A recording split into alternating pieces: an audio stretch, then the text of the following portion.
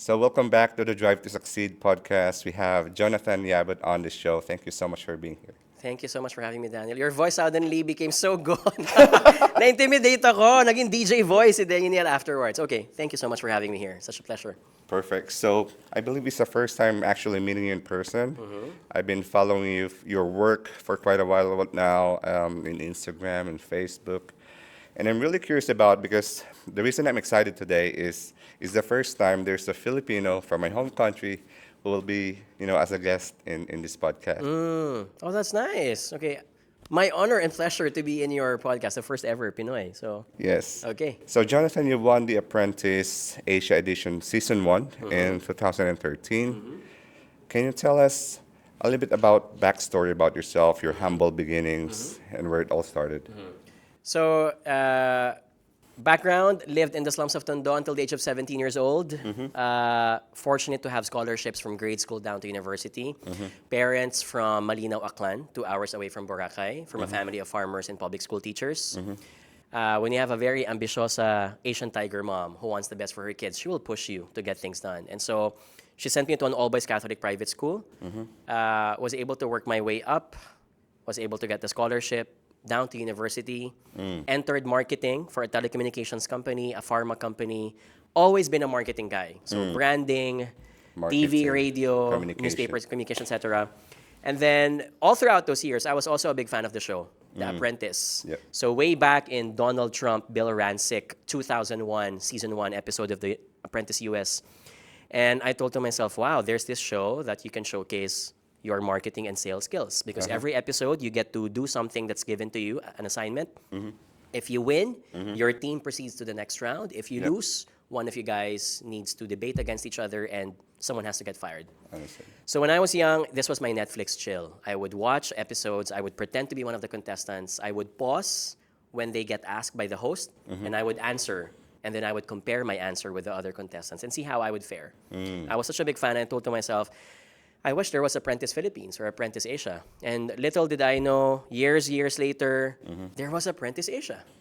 So like, wow, I was dreaming about this before and now it's happening. And what Of year course, was that? this was the auditions were in 2012. The auditions take so many months because they're taking from so many, there were 30,000 applicants. they're You have to shortlisting, shortlist. And yeah, I finally got the call after 6 months. So many, psych tests, blood tests, interviews. And then I was the happiest man on earth, and the rest was there. How long was the shooting look like? I mean, obviously before you air it, there's We shot it for 3 months in the streets of Kuala Lumpur and Singapore. And there were 12 episodes in total. There were 9 national, so Philippines, Malaysia, Indonesia, Thailand. And yeah, it's sometimes when people ask me, would you do it again? A part of me would say no. It's the most cancer, stressing, inducing activity I've done in my life. But yeah, there was going to be Apprentice Global, Apprentice World. I'd join. I would raise the Filipino flag again and make my country proud. Yeah, and I believe we Filipinos are always capable of standing out globally. Yes. And that's one of the things I really like about you. You're not shy to share about your roots, where you Yeah. came from. We're not the typical stereotype Filipinos that. What does the feeling look like, or what is the feeling that you experience the moment they called your name and you say you're the winner of the Apprentice? There was a curveball before that happens because when you shoot it, Tony has a way of like, you're fired. Yeah. So when he was about to say Jonathan, he was doing this. So his hands were like up to down as if he was chopping my head. And after seeing this many times, because I've succeeded until 11th episode, all the 10 episodes, he's done the same thing. So I thought I was going to be fired because he was doing the same gesture. And apparently when he did that, change niya yung kamay niya. And then he suddenly moved his hand and did it upwards and say, you're hired. And I was like, okay, he's trying to make me feel nervous. And when that happened, I was like, wow, this is it. This is finally the preparation worked. Yeah.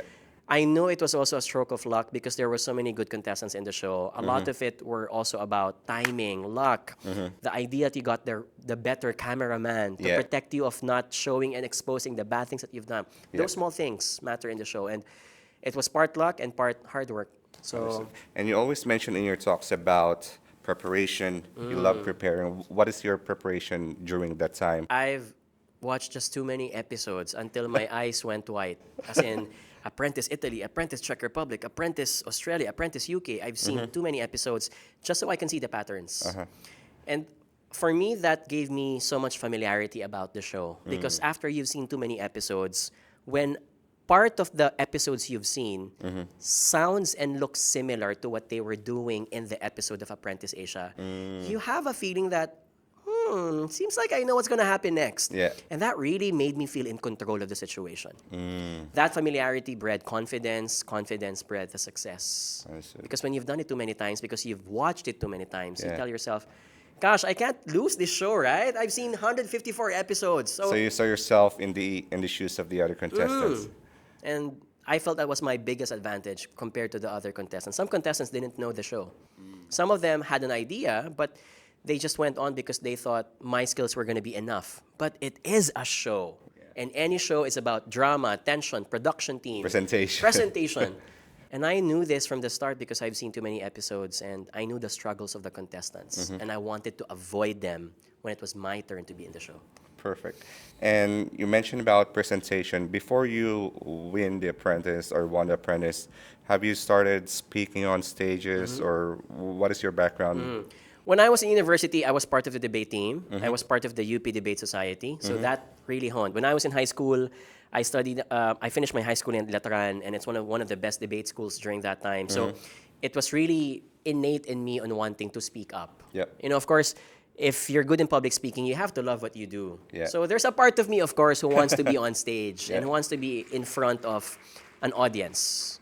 So from a hobby, So go ahead. from hobby to doing it finally in the corporate world, and when you love what you're doing, you Yeah. excel in it. So Yeah. Exactly. And you worked with Tony for 2.5 years or 3? I've worked for 3 years. 3 So years. the contract of the winners of the show is going to be 1 year, but I extended. And the reason for that is because I felt this was the best opportunity to learn. I don't think I will ever have this opportunity in my life again.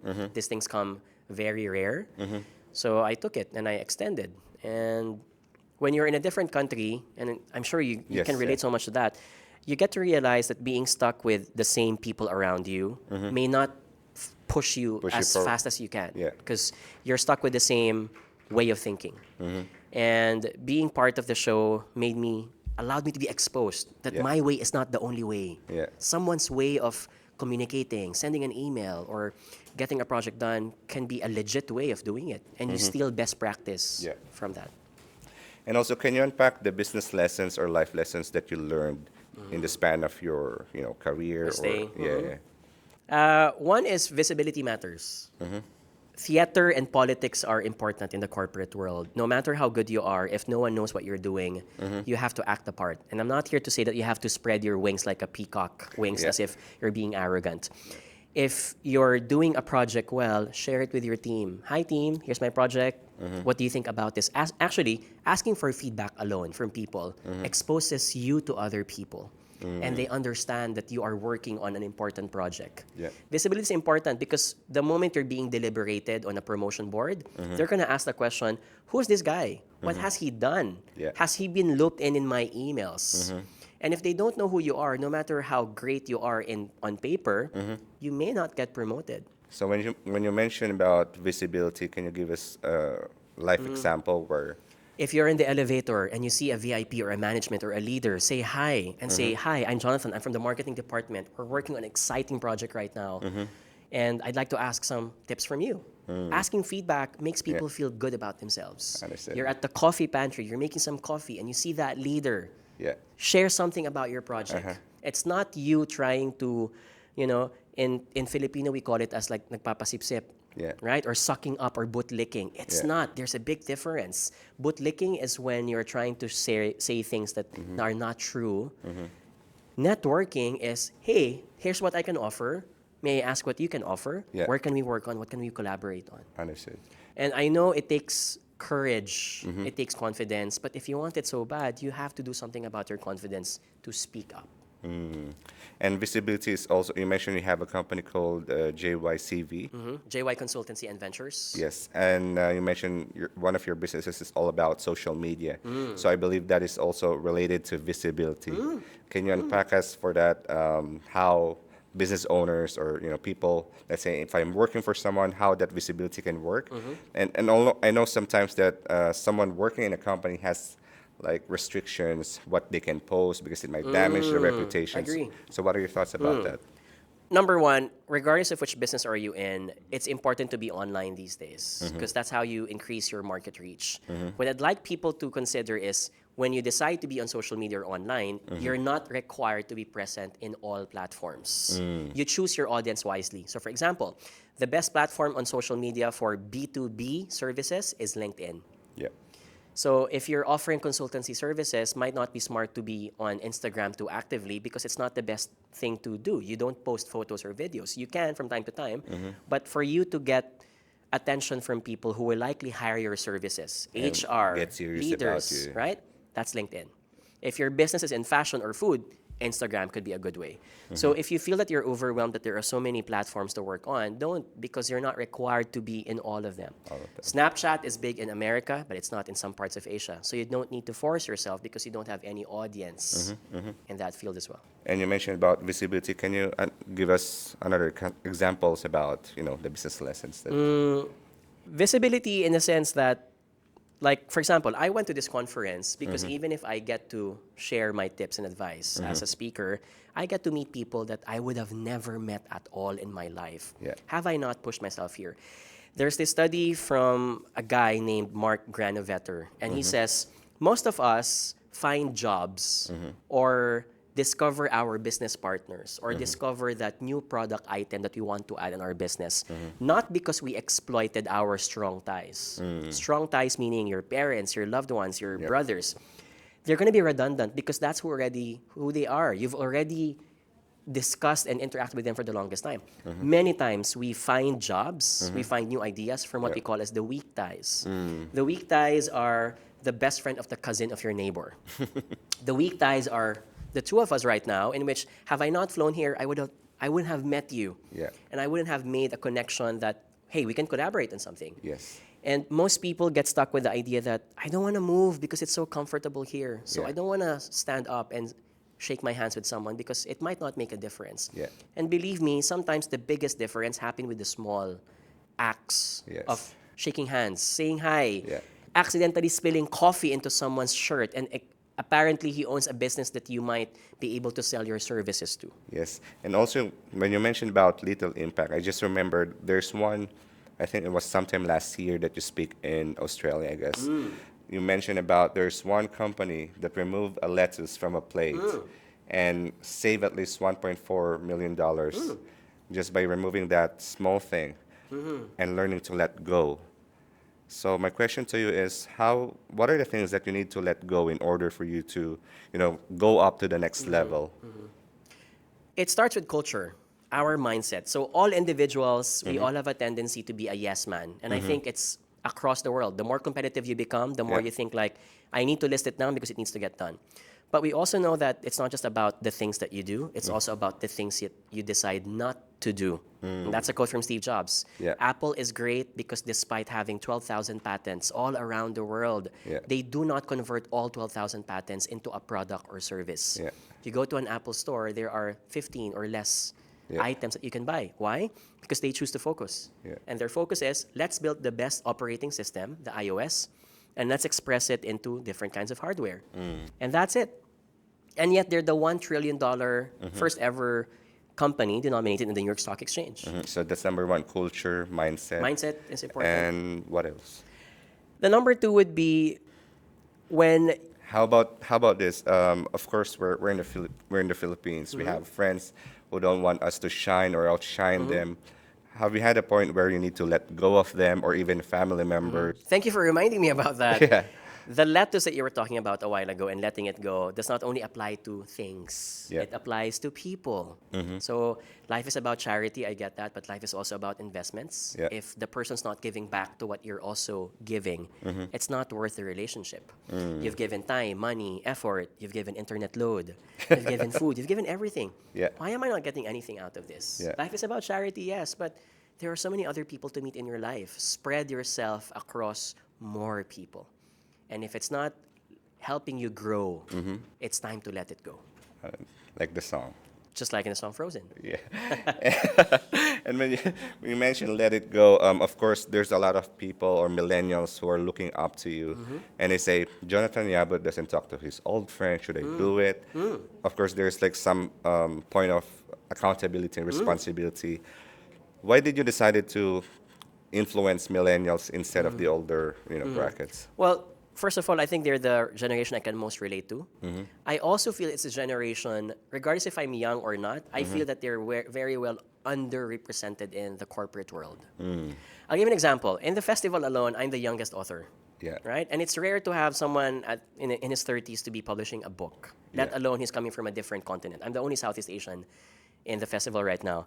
And many times I've been, someone thought that I was an organizer or Yeah. I was someone who was arranging the bus for them. And every time that happens, like I say, oh, sorry, you look so young. How old are you? Yeah. And I told them, I'm also a speaker. I'm here Yeah. to publish and share my book, blah, blah, blah. Exactly.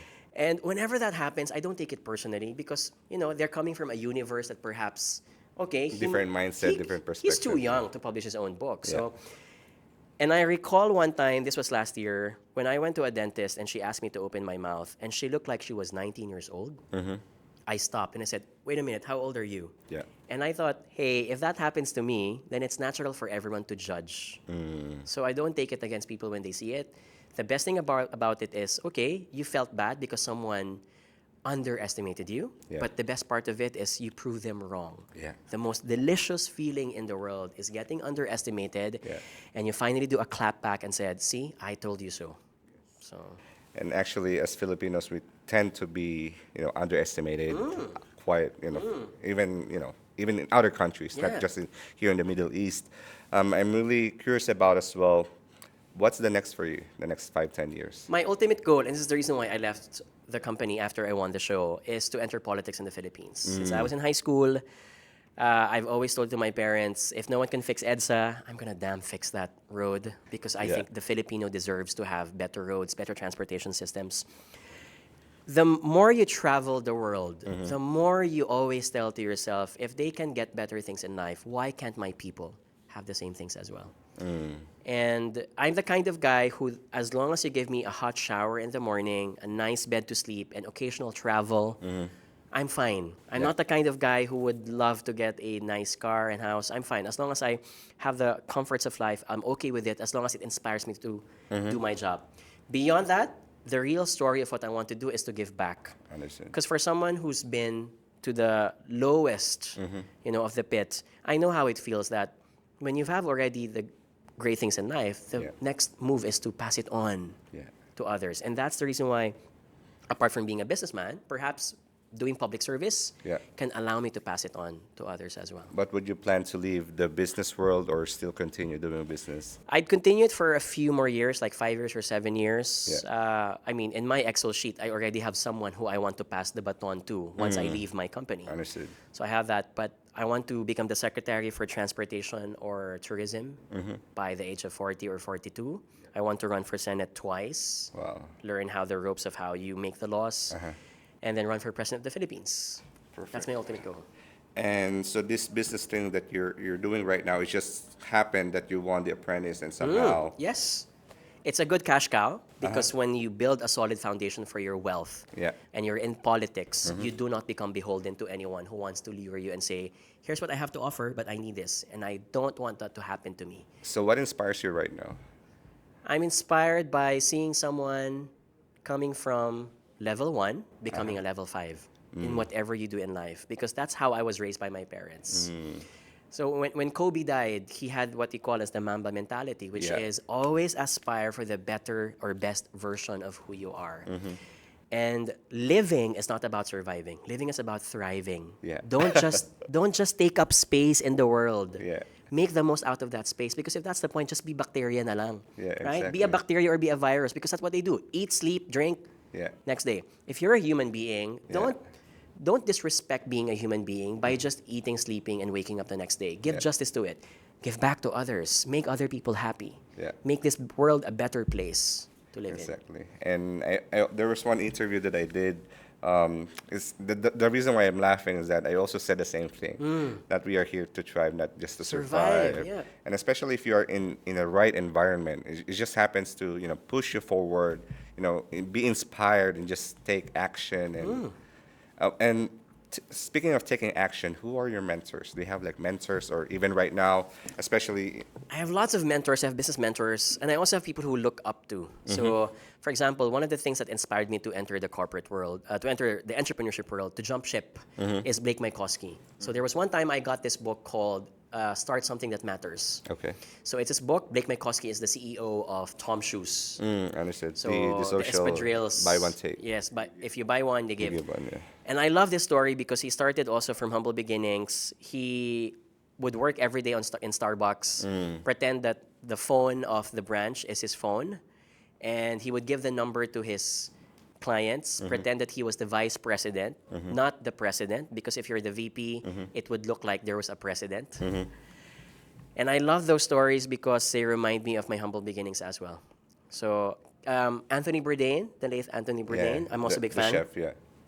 Kitchen Confidential changed how I saw life because he would always make metaphors of how the kitchen world is, how it's competitive Yeah.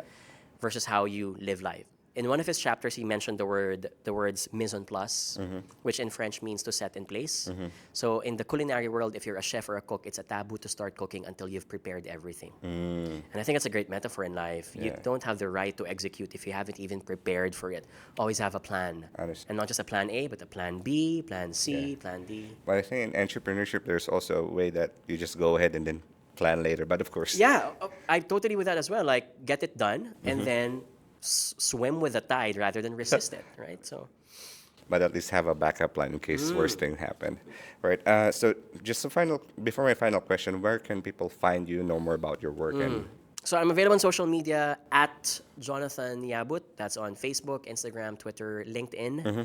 We post, I mean, I have a great team. We craft social media posts, infographics, Yeah. tips. We do videos also about how to get on with your corporate lives and careers and business. So find me there. Of course, my email is jonathanyabut@gmail.com. I'm a big advocate of responding to people who have issues about their careers. So please send me a message and I can share my thoughts of how we can be better. perfect. So before my final question, I just want to acknowledge you for sharing your journey with us today. And really, someone a Filipino myself, I'm really proud that you're raging waves in Asia and dominating that market. So It's a pleasure and honor to do that. awesome. So my last and final question to you: if everything is stripped away from you, let's say 10 years from now, 20 years from now, everything is stripped away from you, your business, your books, your workshops, your company, your politics.